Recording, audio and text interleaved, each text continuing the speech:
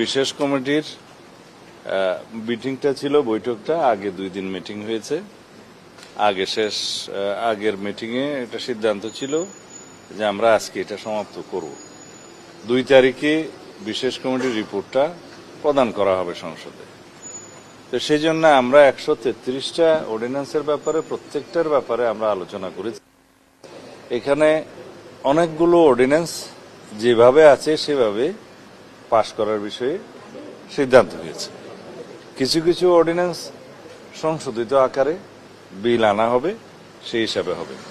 আর কিছু কিছু অর্ডিন্যান্স হয়তো আমরা আলোচনা করার, বিল আনার বা সংশোধিত আকারে আনার সময় পাবো না, কারণ সময়টা 11 দিন 12 দিন আছে। আগামী 10 তারিখের ভিতরে সময়টা শেষ হয়ে যাবে। তো সেই জন্য সেই সমস্ত অর্ডিন্যান্সের ক্ষেত্রে আমাদের একটা চিন্তা ভাবনা আছে, সবার মতামত হচ্ছে পরবর্তী সেশনে আমরা যেগুলো পাশ করতে চাইব বিল আকারে নিয়ে আসবো, এই সমস্ত সিদ্ধান্ত। আর কিছু কিছু বিষয়ে যেহেতু বিশেষ কমিটিতে বিরোধী দলীয় কয়েকজন সদস্য আছেন, তাদের মতামত এবং আমাদেরও সরকারি দলের কয়েকজন সদস্য আছেন, তারা কিছু কিছু ব্যাপারে অর্ডিন্যান্সের বিষয়ে তাদের নোট অফ ডিসেন্ট দিয়েছে। সেটা রিপোর্টে যথাযথভাবে প্রতিফলিত হবে, কে কি বক্তব্য দিয়েছে, কিভাবে নোট অফ ডিসেন্ট হবে। তবে আমরা আমাদের একটা মতামত এইভাবে বলতে পারি যে বিল আকারে যখন এগুলো উত্থাপিত হবে, বিভিন্ন মন্ত্রণালয়ের মন্ত্রীগণ উপস্থাপন করবেন, তারপরে বিল অনুমোদন হোক বা অননুমোদন হোক, সেটা তখন first reading, second reading, third reading এ আইন প্রণয়নের সময় সবাই যার যার বক্তব্য উপস্থাপন করতে পারবে। সেই হিসাবে আমরা এগুলো রিপোর্টটা আমরা ফাইনাল করার একটা সিদ্ধান্ত নিয়েছি। আমি সংখ্যা বলতে পারবো না, এটা আইনমন্ত্রী বলতে পারবে। তাহলে সংখ্যাটা জানার জন্য 2 তারিখ পর্যন্ত একটু অপেক্ষা করুন। মানবাধিকার কমিশনের যে অধ্যাদেশ কিংবা পুলিশ, এই সমস্ত বিষয়ে আইনমন্ত্রী কথা বলবে, কারণ এগুলো আইন মন্ত্রণালয়ের উত্থাপিত বিল। সিদ্ধান্ত হলো ওটা কি মানে বিল আকারে যাচ্ছে না? না, বিষয়টা তা নয়।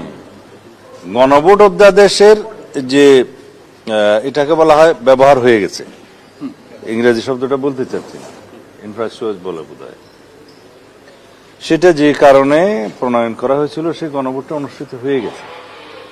এটার অধীনে সামনে আর কোনো গণভোট অনুষ্ঠিত হবে না। এইটাকে আবার অনুমোদন করে বিল আকারে নিয়ে এসে আইন বানানোর কোনো অর্থ নেই। কিন্তু এই গণভোট অধ্যাদেশটা যেভাবে ব্যবহৃত হয়েছে সেটাকে আমরা এইভাবেই উত্থাপন করেছি সংসদে, যে 93 আর্টিকেলের বলে যেটা অর্ডিন্যান্স হয়েছে, সেগুলো সংসদ অধিবেশন বসার দিনে আমরা এটা উত্থাপন করেছি। 30 দিনের ভিতরে অর্ডিন্যান্সগুলোর ভাগ্য নির্ধারণ হয়। কিন্তু এইটার ভাগ্য তো হয়ে গেছে, এই অর্ডিন্যান্স অনুসারে তো গণভোট অনুষ্ঠিত হয়ে গেছে। এখন এটার আর কোনো সামনের সাংবিধানিক হলো না, সংবিধান বহির্ভূত হলো, এই ডিসিশনটা কে নেবে? না, এটা গণভোট অধ্যাদেশ যেটা হয়েছে, এটা একটা অধ্যাদেশ, এটা কোনো সংবিধানের অংশ ছিল না। সংবিধানে না থাকলেই যে গণভোট হবে না এরকম কোনো সংবিধানে কিছু নাই। তো সুতরাং আইন প্রণয়ন হয়েছে অধ্যাদেশের আকারে একটা গণভোট অনুষ্ঠিত হওয়ার জন্য, তো সেটা করেছে। সেই অধ্যাদেশটার ব্যবহারও শেষ হয়েছে, এটার কেউ কোনো বিরোধিতা নেই। কিন্তু এই আইনটা আবার সংসদে ধারণ করে ভবিষ্যতের জন্য ব্যবহার করার কিছু নাই। আইনটাতে বলা আছে যে এই গণভোট হওয়ার পরে আইনটি অকার্যকর হবে, প্রত্যেকটা গণভোটে তাই হয়। কিন্তু প্রশ্নটা হচ্ছে যে পার্লামেন্টে যে রেকটিফাই করার যে বিষয়টি থাকে, সেই জায়গায় আপনারা রেকটিফাই করতে উত্থাপন হয়েছে, সে যেটা অধ্যাদেশ সেটা উত্থাপন হয়েছে। যে অধ্যাদেশগুলো যেমন সীমানা নির্ধারণের জন্য আছে, যেমন আরপিও আছে, এগুলোর ভবিষ্যৎ এফেক্ট আছে। তো সুতরাং ওগুলো ওভাবে আমরা রেটিফিকেশন করতে হবে। আবার সীমানা নির্ধারণ হবে আগামী 10 বছর অথবা আদমশুমারি যেটা আগে হয়। তো সুতরাং এগুলো আইনে পরিণত করতে হবে, রেটিফিকেশন করতে হবে। এইটা রেটিফিকেশনের কিছু করার নাই। মানে গণভোট এটা রেটিফিকেশন হচ্ছে না, হয়তো পরবর্তী অধিবেশনের জন্য প্লেস করা হইতে পারে। তো 30 দিনের যে টাইমলাইন আছে ওইটা ক্রস করলে মানে এইটা কি আসলে সংবিধান সম্মত হবে? 30 দিনের ভিতরে যে সমস্ত বিলগুলো, অর্ডিন্যান্স গুলো আনায়ন করা সম্ভব হবে না, সেগুলো অটোমেটিক ল্যাপস হয়ে যাবে। কিন্তু ওই কিছু কিছু অর্ডিন্যান্স আমাদেরকে আবার বিল আকারে নিয়ে আসতে হবে নেক্সট সেশন অথবা তারপরের সেশনে, যেগুলো আমরা আইন আকারে চাই।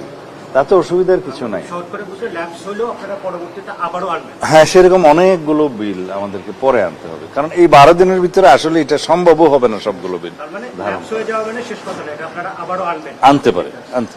যে গণভোটটা হয়ে গেল সেটা কি আপনারা বৈধ বলছেন বা বৈধ বলা যাবে? গণভোট যে অধ্যাদেশের অধীনে গণভোট হয়েছে সেটা নিয়ে আমরা আলাপ আলোচনা করব। এখন সেটা বিল আকারে উত্থাপন হবে, তারপরে উত্থাপনের পরে একটা আলোচনা হবে, সেটা তো একটা বিষয়।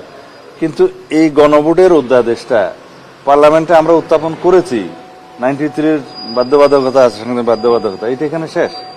এইটার সাথে অন্য কিছুর আর কোনো অসুবিধা নেই, এটা ব্যবহার হয়ে গেছে। ধন্যবাদ।